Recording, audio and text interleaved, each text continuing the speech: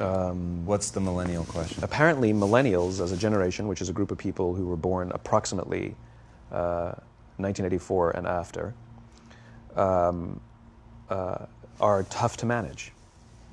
And they're accused of being entitled and narcissistic and self-interested, unfocused, lazy. But entitled is the big one. And because they confound leadership so much, what's happening is leaders are asking the millennials, what do you want? And millennials are saying, we want to work in a place with purpose, love that. We want to make an impact, whatever that means. We want free food and beanbags. And so somebody articulates some sort of purpose, there's lots of free food and there's beanbags, and yet for some reason, they're still not happy. And that's because they're missing, there's a missing piece. What I've learned is that I can break it down into 4 pieces, right? There are four things, 4 characteristics. One is parenting, the other one is technology, the third is impatience, and the fourth is environment. The generation that we call the millennials, too many of them grew up subject to, not my words, failed parenting strategies, where, for example, they were told that they were special all the time. They were told that they could have anything they want in life, just because they want it, right? They were told, some of them got into honors classes, not because they deserved it, but because their parents complained. And some of them got A's, not because they earned them, but because the teachers didn't want to deal with the parents. Some kids got participation medals. You got a medal for coming in last, right? Which the science we know is pretty clear, which is it devalues the medal and the reward for those who actually work hard, and it actually makes the person who comes in last feel embarrassed because they know they didn't deserve it, so it actually makes them feel worse, right? So you take this group of people, and they graduate school, and they get a job, and they're thrust into the real world, and in an instant, they find out they're not special, their moms can't get them a promotion, that you get nothing for coming in last, and by the way, you can't just have it because you want it. Right? And in an instant, their entire self-image is shattered. And so you have an entire generation that's growing up with lower self-esteem than previous generations. The other problem, to compound it, is we're growing up in a Facebook, Instagram world. In other words, we're good at putting filters on things. We're good at showing people that life is amazing even though I'm depressed, right? And so everybody sounds tough, and everybody sounds like they got it all figured out. And the reality is there's very little toughness, and most people don't have it figured out. And so when the more senior people say, well, what should we do? They sound like, this is what you got to do. And they have no clue. Right? So you have an entire generation growing up with lower self-esteem than previous generations, right? Through no fault of their own. Through no fault of their own, right? They were dealt a bad hand, right? Now let's add in technology. We know that engagement with social media and our cell phones releases a chemical called dopamine.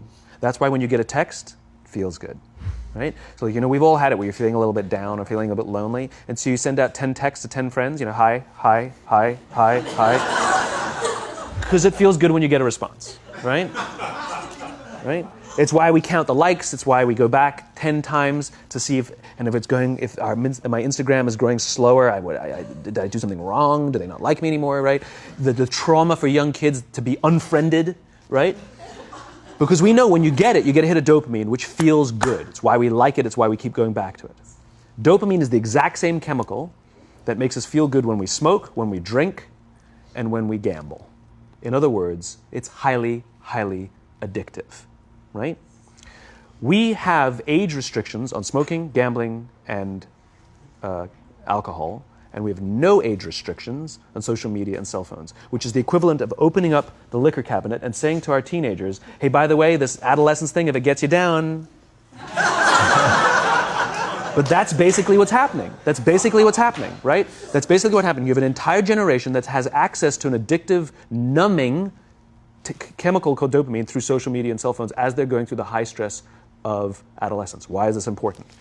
Almost every alcoholic discovered alcohol when they were teenagers. When we're very, very young, the only approval we need is the approval of our parents. And as we go through adolescence, we make this transition where we now need the approval of our peers. Very frustrating for our parents, very important for us. It allows us to acculturate outside of our immediate families into the broader tribe, right? It's a highly, highly stressful and anxious period of our lives, and we're supposed to learn to rely on our friends. Some people, quite by accident, discover alcohol and numbing effects of dopamine to help them cope with the stresses and anxieties of adolescence. Unfortunately, that becomes hardwired in their brains, and for the rest of their lives, when they suffer significant stress, they will not turn to a person, they will turn to the bottle. Social stress, financial stress, career stress, that's pretty much the primary reasons why an alcoholic drinks, right? What's happening is because we're allowing unfettered access to these dopamine-producing devices and media, basically it's becoming hardwired, and what we're seeing is as they grow older, too many kids don't know how to form deep, meaningful relationships. Their words, not mine. They will admit that many of their friendships are superficial.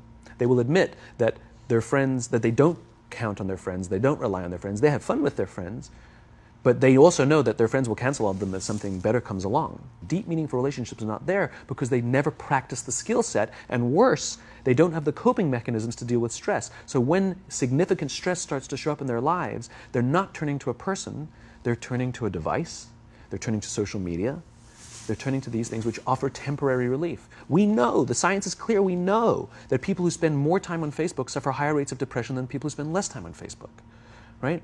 These things balanced. Alcohol is not bad, too much alcohol is bad. Gambling is fun, too much gambling is dangerous, right? There's nothing wrong with social media and cell phones. It's the imbalance, right? If you're sitting at dinner with your friends and you're texting somebody who's not there, that's a problem. That's an addiction.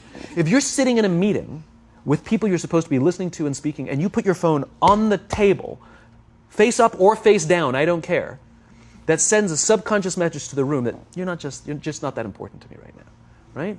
That's what happens. And the fact that you cannot put it away is because you are addicted, right? If you wake up and you check your phone before you say good morning to your girlfriend, boyfriend, or spouse, you have an addiction. And like all addiction, in time, it'll destroy relationships, it'll cost time, and it'll cost money, and it'll make your life worse, right?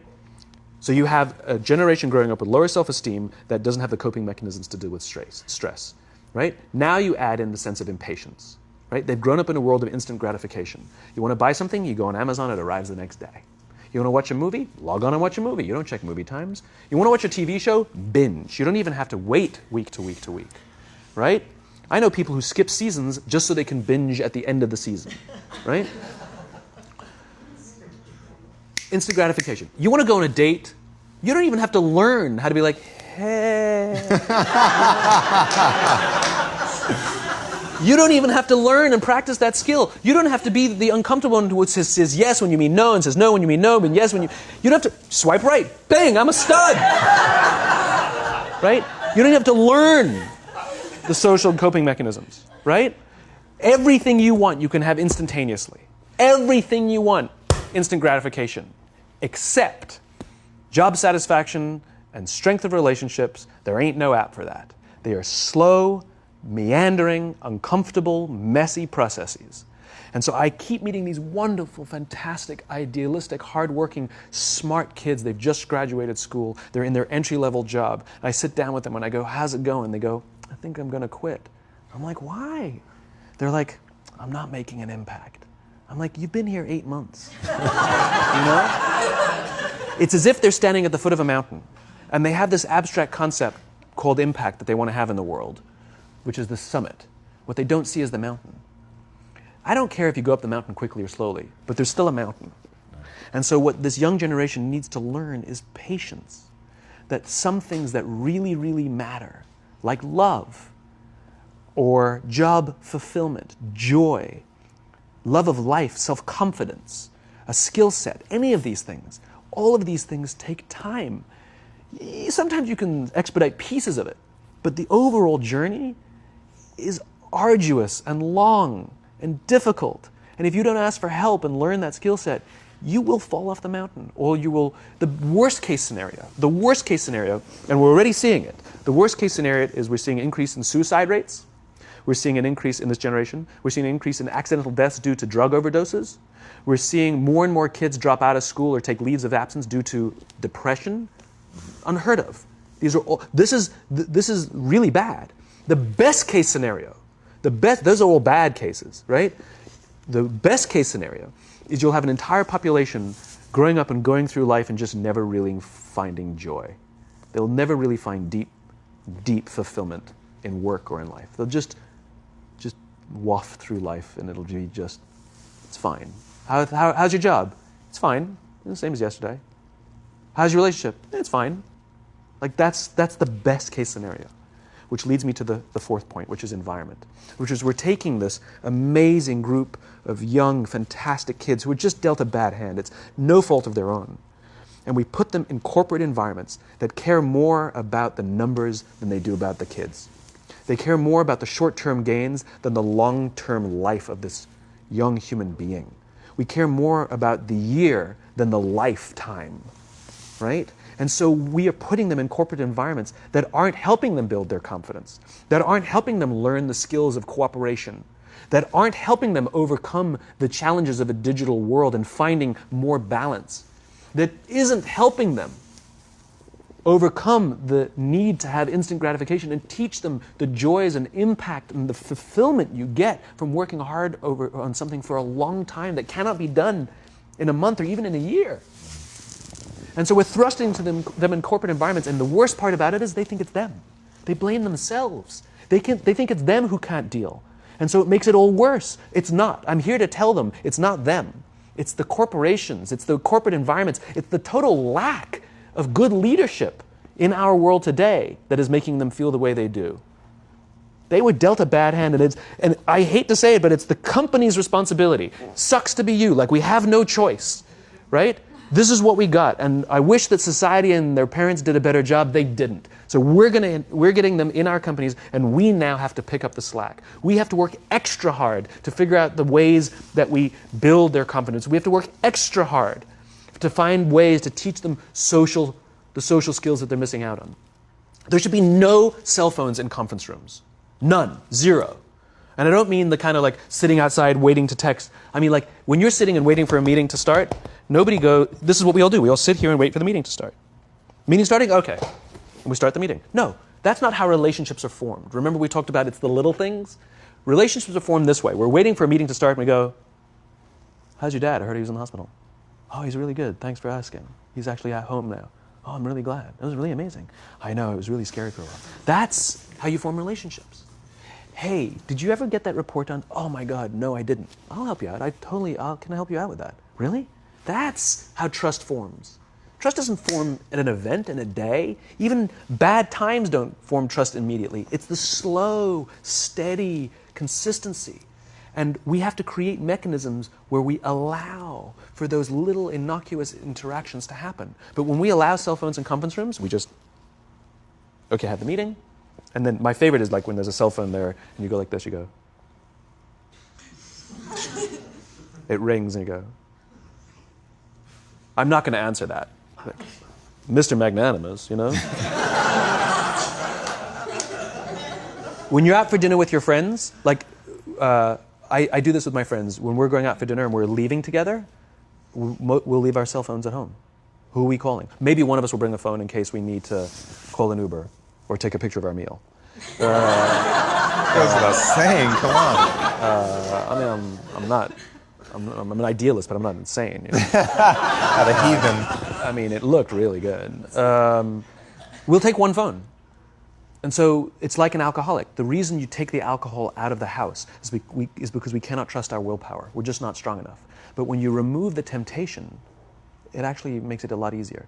And so when you just say, don't check your phone, people literally will go like this. And somebody will go to the bathroom, and what's the first thing we do? Grab the phone. Because I wouldn't want to look around the restaurant for a minute and a half, you know? But if you don't have the phone, you just kind of enjoy the world. And that's where ideas happen. The constant engagement is not where you have innovation and ideas. Ideas happen when our minds wander and we go, and you see something, I bet they could do that. That's called innovation, right? But we're taking away all those little moments, right? You should not, and none of us should charge our phones by our beds. We should be charging our phones in the living rooms, right? Remove the temptation. You wake up in the middle of the night because you can't sleep, you won't check your phone, which makes it worse. But if it's in the living room, it's relaxed, it's fine. But it's my alarm clock. Buy an alarm clock. They cost $8, right? I'll buy you an alarm. Simon, thank you again My so pleasure. much for sharing with My us. pleasure. Man. Thank you This very was much. really beautiful. Thank you.